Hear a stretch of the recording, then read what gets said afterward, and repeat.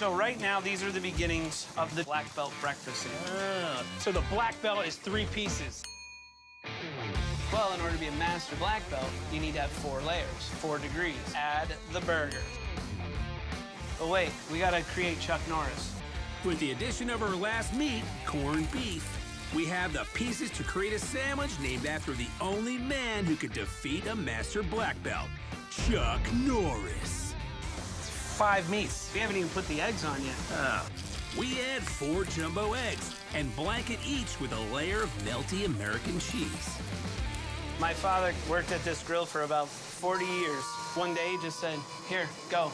I was like 14. I turned around, he was gone, and I was running the grill. You figured it out. I figured it out real quick. I love it. So now we're gonna build it. All right. Now we have our ham. Now we have our egg and cheese. Here's your other piece of French toast. It's pretty thick.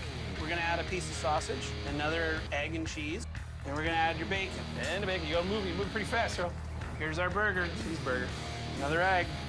And finally, Earl layers on the richest layer, corned beef, egg, and cheese. Here It's amazing how the fear rose as you're creating the sandwich at the same time. is Butterflies are fluttering around in the little belly here. give Chuck Norris. Wow, I want to hug it, but that might fight back. Well, it's gonna punch you in the face.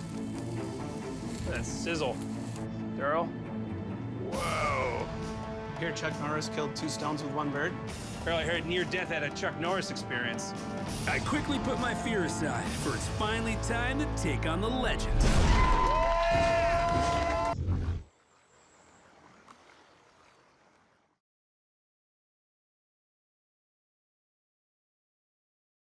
You're gonna put that right You there? guys come and feed whenever you're hungry. There we go. Yeah, if Don't anyone be wants to shy. grab any of those, that'd be great. I'm not shy. Little bit less than the Chuck Norris. This is a little less scary. A lot lighter too. Chuck Norris didn't look so heavy. I mean, I don't remember any of that actually. I have to say, my So heart was tense. pounding, both with excitement for you, but also dread. I mean, what's it like taking on sandwiches like that? Like Chuck Norris, you know, you'll have to tune in to see what happens. But taking on Chuck was a little hard for me. You know, Made it out alive, though, it seems. I made it out alive. I'm here today to talk about it. Yeah, just got back from Nashville, and we were filming an episode down there. So, yeah, from Chuck Norris in Vermont to Hot Chicken in Nashville, we're here. Sounds like a pretty plum gig, man. I mean, tell me about getting this role. I mean, how'd it come about? So there was auditions held nationwide, as I understand it, and we basically went through the audition process. We did a mini version of the show. So we played host, and then we played challenge, and then it wound up being me. So, I spent most of my life in the restaurant industry, and I've also done some acting stuff. So these 2 worlds kind of came together, and now I get to do both, travel the country. I mean, did they come to you and say, hey, we're auditioning for Man vs. Food, or hey, we want to talk to you about a show? I mean, how did it come about? So I had pitched an idea for a host show to an agent, and when I was working on that, he's like, "Oh, this came across my desk." I was like, "Oh, great, I'll audition for it," and never really thought about it. I didn't know that it was Man vs. Food until I got the job, because basically they're keeping under wraps. They didn't want to. I mean, it was on the air for 4 seasons. It was off the air for 5 years. So it was kind of a hush-hush thing. So I'm literally sitting at the table about to sign over, and one page said one thing, and the next page said Man vs. Food. So I was just as surprised as everybody else. It's pretty amazing. I mean, tell me a little bit about your history with on-camera eating and that sort of thing. I mean, did you have a bit of a Family work up events, to that? you know, Yeah, when exactly. mom was taking pictures. I mean, as far as on-camera eating, not much on camera. As far as, like being in the restaurant business, I've explored New York City, 10 times over, living here, working in restaurants. That's just something you do when you work in the restaurant industry. That's what me and my friends did. But as a kid, I was washing dishes as a kid and getting integrated into what the business really is. And it wasn't until I started doing that my world opened up as far as food is concerned. We eat pretty bland, pretty normal. As I grew up in Jersey. And then, like, working in restaurants, it just opened my world up entirely. So there's a couple competitions on the Jersey Shore, one of them being a pizza competition, and me and my friends took that stuff on, and it was for fun, and then we'd egg each other on, and then we'd do it again to see how quick we can do it. And but it's really the love of food, and in addition to that, it's the love of travel and then performing. And I get to talk to chefs in kitchens, I get to talk to people in restaurants. It's exactly what I was doing, but there's now a camera on me, and I'm doing it all around the country. It's amazing. I mean, were you a fan of the original series? Did you go back and watch that? I mean, what did you guys keep the same, and what are you trying to sort of bring that's a little different? So I definitely, the show I watched, it was just this incredible journey that Adam was taking, and he really laid the groundwork for the show now. I didn't go back and watch any of it. It was airing. Everyone thought the show was still on. It had been off the air for 5 years. They keep on repeats, exactly. Right, and it's great because it just showed, like we're still building an audience. It was still building an audience and keeping people informed about the show when we started the new show.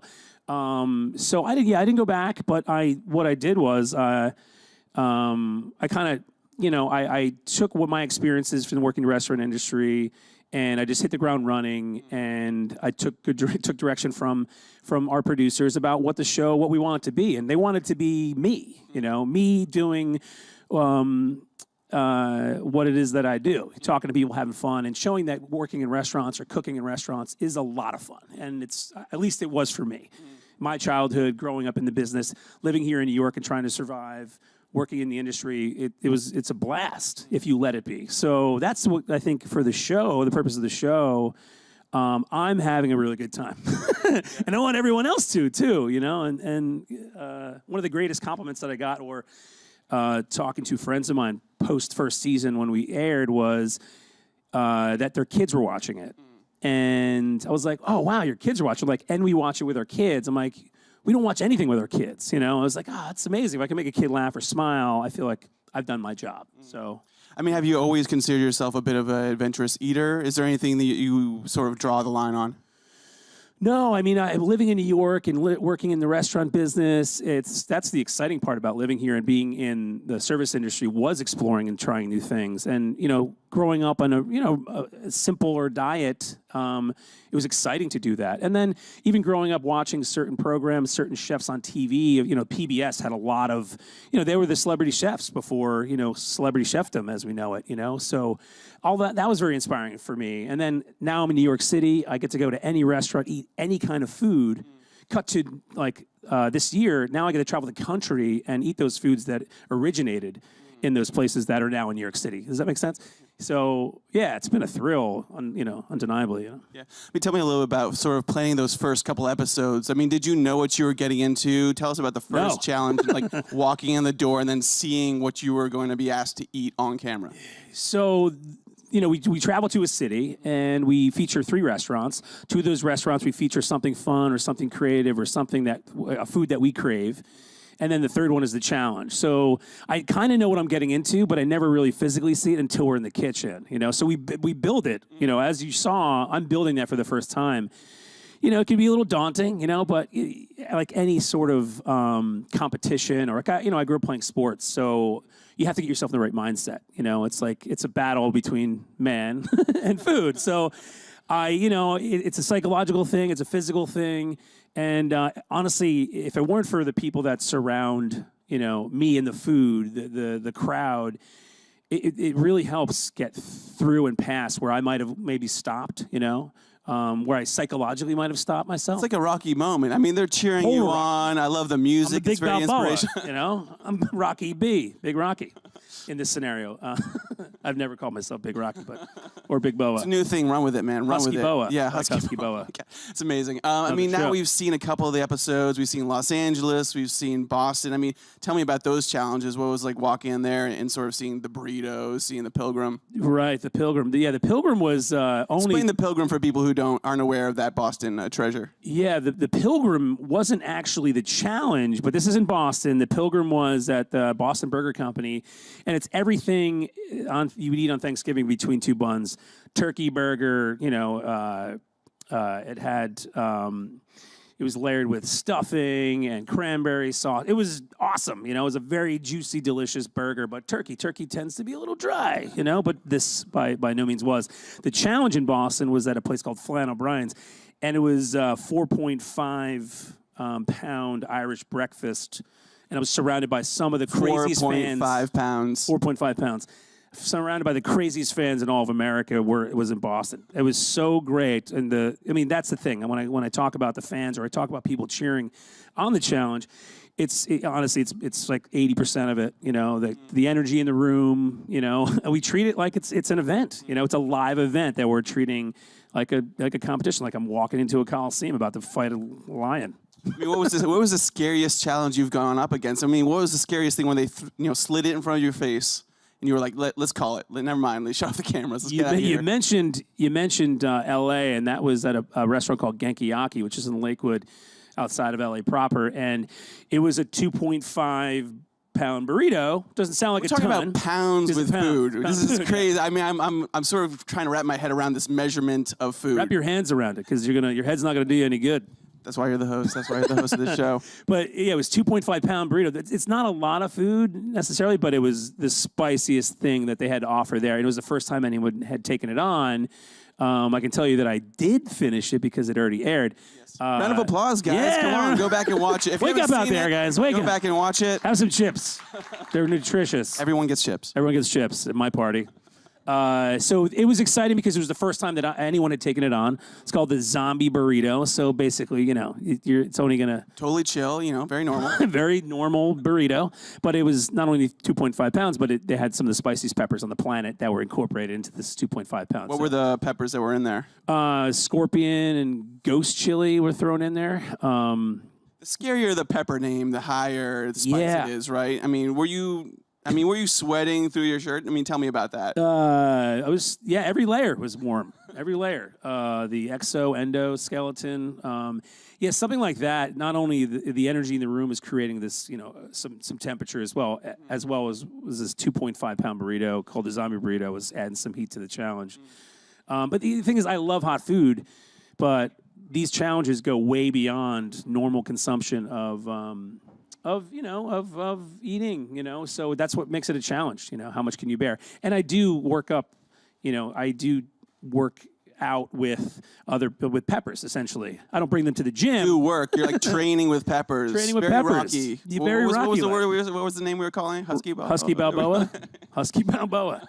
I was just in Nashville and there was a hot chicken challenge and there was Carolina Reaper, Ghost Chili, and Scorpion, 3 of the hottest on the planet. There's one that's hotter than that, which is called Dragon's Breath, which is virtually inedible, which wasn't part of the challenge. But leading up to that, I was taking Ghost Chili and cracking it over all my meals just to get that into my system to take on this stuff. Like a Mickey whispering in your ear, like, do it. I do, yeah. One of our producers, he's small like Mickey and has the same voice. You can get him, Husky Rock. You can get him. Do you guys have medical personnel around? I mean, when you're dealing with things they're like fans that, too. They show up just for fun, like, just in case. We're here. Like, we didn't call you to come in here, but just in case, the hot stuff is probably by far the hottest, or probably by far the hardest, as well as hot, is all the challenges for me. How's it been now seeing the episodes airing and people becoming familiar with you as the host? I mean, are people approaching you? Are they trying to send you meals at the restaurants that you drop by? Yeah, no one's been that generous sending meals over. They're probably like, he wants a meal, guys. Give the guy a meal. Come on. He's had enough. The fun part is, like, I just came through Nashville Airport and I took my hat off and the TSA guy was like, "Hey, you're Casey Webb." I'm like, "Hey, you're the TSA guy." And he was just getting off work and he took his time and he showed me around to, there's a very popular venue down in Nashville called Tootsie's, and there's live music they play live music all the time. And in the airport, they do the same thing. So he took me over to Tootsie's. I felt bad. I was like, all right, I'll get some soup to go. I wasn't really that hungry. And then he took me to some shop. They were selling some local whiskey. So I bought some whiskey. I wasn't very thirsty, but here's me and a TSA guy walking around Nashville airport. And he gave me a little badge, little junior TSA agent badge. Perks of the job, man. I like that. Yeah. Sticker. So you can't just walk through security. That's what you're saying? No. Well, if you get TSA pre-check, you can go a lot faster than you could probably with the badge. Yeah, the badge didn't really get me anywhere. But I mean, you talked about Nashville a little bit. I mean, what else is coming out? What other cities can we look forward to? So, big fan. Pittsburgh. Went to Pittsburgh this season. So this is the second season. We just wrapped in Nashville with 14 episodes in the second season. That's 4 more than the first season. So Pittsburgh, Nashville, Grand Rapids, Michigan. We were in the Ozarks this run, which is a lot of fun. As Vermont's coming up, as you saw, that's coming up in a week or so. This coming next week, tonight, we have Louisville, Kentucky, which I head to Santa Claus, Indiana to take on the Fire and Ice Challenge, which is, it's like over a pound of molten lava popcorn and a giant frozen hot chocolate. Sounds crazy. It is. And then we head to St. Louis, and that's a 29-inch pizza challenge for 2 at Schiappa's in St. Louis. So yeah. Did you have a partner in that, or is that? Yeah, it's for 2. No, I wasn't the 2. It was a duo. So me and another guy that's a local guy had taken on the challenge to take on this 29-inch pizza. It's a lot of pizza. It's a New York-style pizza place in St. Louis. It was good. That's amazing. I mean, how much have you been traveling since you got the show? Is it pretty much every week? Is it every month? I mean, what's that schedule like? It's bananas. This is the 24th episode that we just finished up in Nashville. So since, I guess... You guys started... it's a blur, but March, I'm thinking, yeah. And then we're looking at a 3rd season potentially. That would start up next month if we get the go-ahead. So we'll hit the ground running. Get a 3rd season for him, 3rd guys. season. Tune in, What do you guys tune think? on, come on. Yeah. This guy's got a lot Have of some food chips. he wants to eat. There we go. Have some chips. Every time you applaud, you get chips. That's the rule, Each get a apparently. bag of chips. There's so many chips. Thank you, guys. That was in the green room. Thanks. I mean, the Ozarks, what was it like going through there? So the Ozarks make up part Missouri and part Arkansas, and I had no identity of what that meant other than the show that's airing now, or that's on Netflix. And, some of the greatest folks around, because it's really one of the places that we featured, 400 people lived in that town.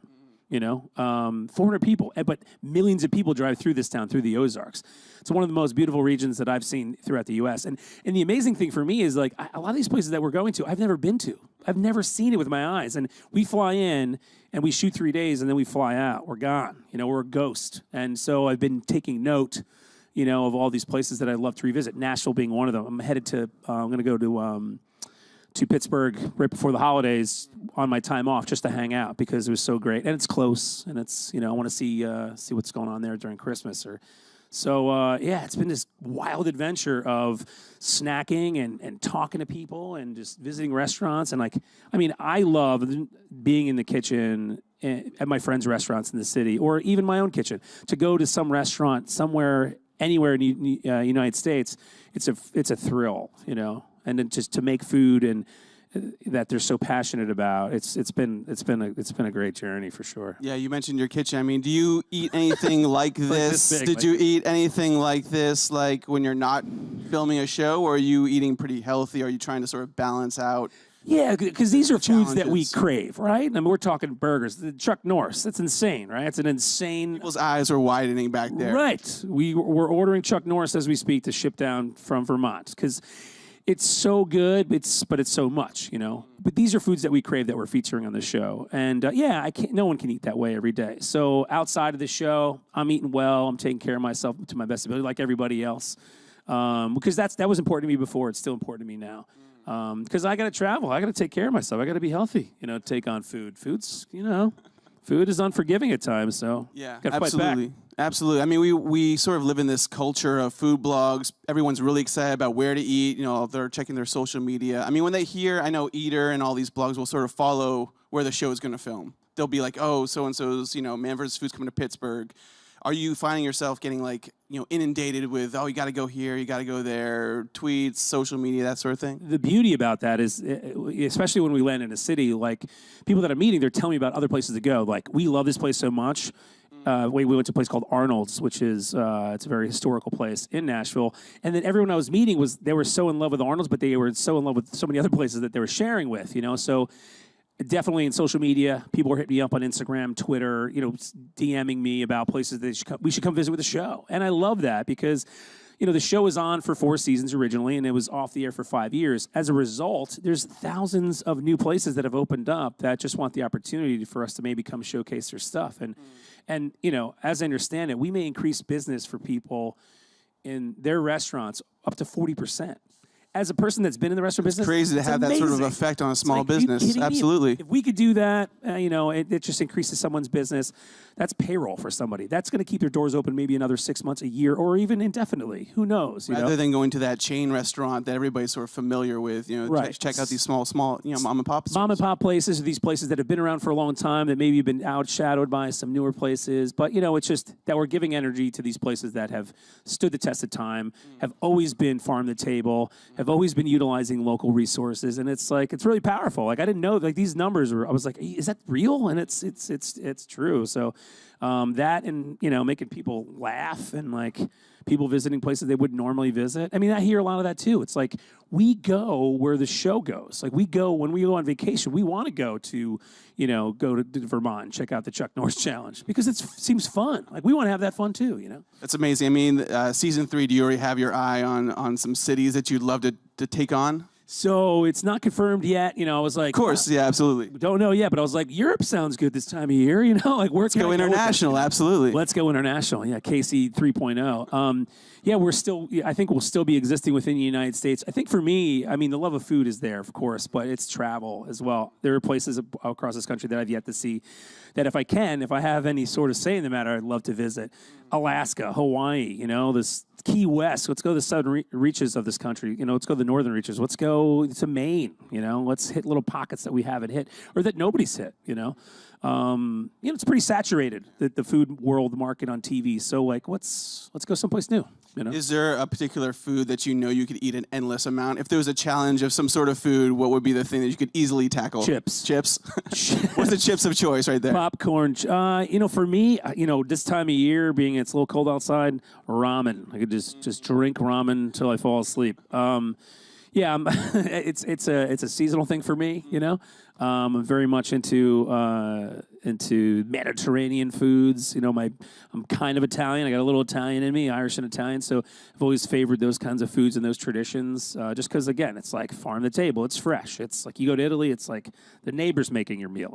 It's like, so yeah, that's where I kind of, I exist in that kind of world. And I know we've all had our sort of big meal nights. I mean, that will affect you for a couple days. What's the meal that sort of ruined a week for you that we should stay away from? Ruined? It's always Thanksgiving generally. It's like this one was pretty mild. Having taken on a great deal of challenges. This is the 24th episode we just finished.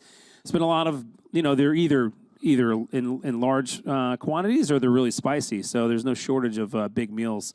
Let's go back to Boston. Boston was it was a belly buster, but it was fun to taste all those. It was not only was it an Irish breakfast, it also had some American influences in there too. Because I don't know if you know what an Irish breakfast is, but there's no pancakes in an Irish breakfast. These guys threw pancakes into just to throw it over the top. Delicious as it was just like I got full and I was done eating. Did you eat that Pilgrim? Did you eat that sandwich? Oh, Pilgrim was great at the Boston Burger Company. Yeah, it was before Thanksgiving, so it was like, oh my God, I can't wait for Thanksgiving. Tryptophan didn't hit you and knock you out? No, I tripped and almost hit the fan. That's what actually happened. No, no, not really. It was good, and those guys are great, doing such great fun stuff with food. They're right near the stadium, so they're like feeding the masses that are going to see the Red Sox. So there was a lot of energy in Boston. Just. I don't know if you saw the episode, but yeah, I got my workout in. I was running with some pigeons. There we go. You got to even it out. Life's all about balance, right? Yeah, balance. Run with the pigeons in Boston and eat giant Irish breakfasts. Love it. Well, we have some questions in the audience. Cool. So we're going to start right there. Hi. Hey. So you've mentioned pizza challenges a couple of times. I was wondering, what's your favorite style of pizza in the country? Favorite style of pizza? Like New York, Chicago, yeah, Jersey. So first off, I'm going to say you love New York pizza. Growing up in New Jersey and New York, my parents. Wise to say that out front. Say why? Very wise. Very wise to say that out to this crowd. Beat up when I leave, just because I prefer it. It tends to be thinner crust, more of a Neapolitan style. But when we visited Chicago, we went to what's escaping me? We went to we featured it actually in the show, and their style of deep dish pizza wasn't actually. It's less than deep dish. It had a crown of cheese on the outside. Why am I forgetting the name of it? It's so good. It was nothing like any other pizza that I'd had. For me, deep dish pizza is usually a thicker crust. It'll come to me as soon as I leave. But so answer your question, I prefer New York style pizza just based on how it's made, and because I grew up eating it. It's one of those things you crave. There was a restaurant in the town that I grew up in, and they were from Italy. And it was called Napoli's, and they made a Neapolitan style pizza that I would kill for if they could make it again. So that was my introduction. It was a New York style Neapolitan when I was a kid in Jersey. So amazing. Next question. Roots. Hi, Casey. Thanks for being here. Yeah, thanks for talking. You're welcome. I'm wondering, with all the traveling and different experiences, if there's anything that you've learned about yourself in the process. You know, there's in the first season we went to New Orleans, and there's a restaurant called Dookie Chase, and the woman that owns the restaurant's been there for 75 years. Her name is Leah Chase. She's 94 years old, and she's making Creole gumbo from scratch. So I got to stand with her as she made Creole gumbo from scratch. So I learned to listen. You know, there was so much more because I'm so used to, you know, we're communicating when we're on the show. I'm talking to people what they're doing. I didn't really say much, you know. I didn't have to say much because she really said it all, and it was just being present and listen to what people were saying. So, yeah, Casey, I think she told me to shut up at one point. So yeah, be quiet and listen. It's great advice for the young kids out there. Exactly. Absolutely, just like listen a little bit more. You know, if you're giving someone your full attention, that they say that's one of the greatest gifts you can give. You know, listen. So. Absolutely, Christmas time. There we go. One last question. You're welcome. Hi there. Hey. Food means it means different things to different people and cultures. But you in particular, what does it mean to you? For me, a gathering of friends and family in a family meal style, sharing everything is probably one of my most favorite things to ever do. You know, sure, I'm taking on these challenges, but like I'm also in the back of my mind thinking about, wow, when we come back to wherever town, USA, I can't wait to bring friends and try and sit down and break bread. There's nothing more than I love to do, like Thanksgiving, every meal, you know. I have friends that don't share, you know. Now they do because I insist on it. You know, I think we learn a lot more about ourselves when we're willing to open up and try different things and to share as a group. You know, I just think it's pretty special. So, absolutely. Well, guys, Man vs. Food airs tonight on Travel Channel. Another round of applause for Casey Webb, guys. Thank you, Appreciate it.